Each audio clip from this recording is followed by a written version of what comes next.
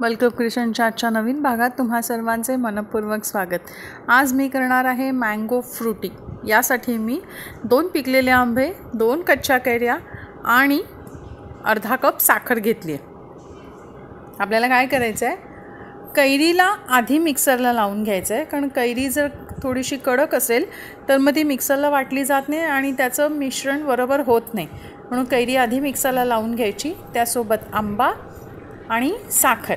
हे बघा, असं आपलं हे असं मिश्रण तयार झालं की त्याला गाळणीने गाळून घ्यायचं आहे। गाळल्यावर आपल्याला एक स्मूथ असं पल्प मिळेल मँगोचा, म्हणजे कुठेही गुठळी राहणार नाही, म्हणून आपल्याला याला गाळून घ्यायचं आहे। आपलं आता हे व्यवस्थित छान गाळून झालेलं आहे। आता आपण काय करूया, याला बघा, तुम्ही बघू शकता खूप छान अशी स्मूथ अशी पेस्ट तयार झालेली आहे।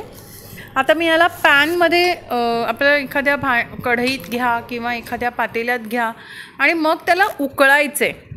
उकळून त्याची कन्सिस्टन्सी आपल्याला इथपर्यंत आणायची आहे की जर तुम्ही एका प्लेटमध्ये ठेवलत ना तर ते ओघळलं नाही पाहिजे, त्याचं रसासारखं झालं नाही पाहिजे, त्याला एक थिक कन्सिस्टन्सी आली पाहिजे।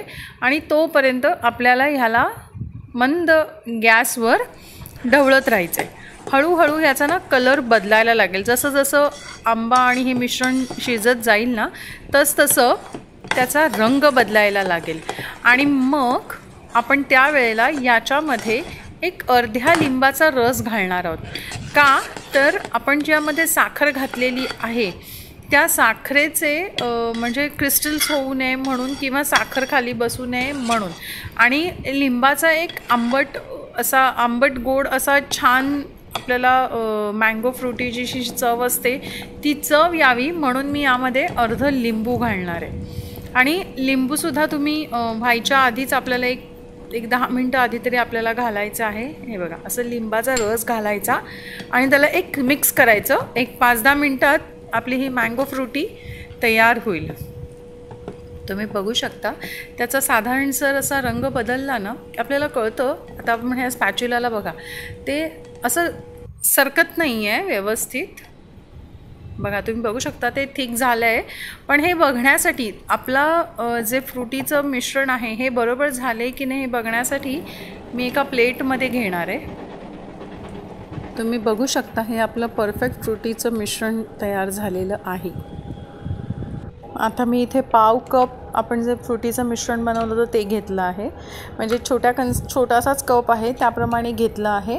आणि त्यामध्ये पुरेसं पाणी घालायचं आहे, म्हणजे ते बेचव होणार नाही ना एवढं पाणी आपल्याला त्यामध्ये घालायचं आहे आणि मिक्स करून घ्यायचं आहे। असं आपलं फ्रुटी तयार आहे। तुम्हाला माझी आजची रेसिपी कशी वाटली कमेंट बॉक्समध्ये नक्की कळवा। वेलकम क्रिएशनचे असेच नवनवीन व्हिडिओ पाहण्यासाठी लाईक, शेअर आणि अजूनही सबस्क्राईब केलं नसेल तर नक्की सबस्क्राईब करा। बेल आयकन क्लिक करायला विसरू नका। धन्यवाद।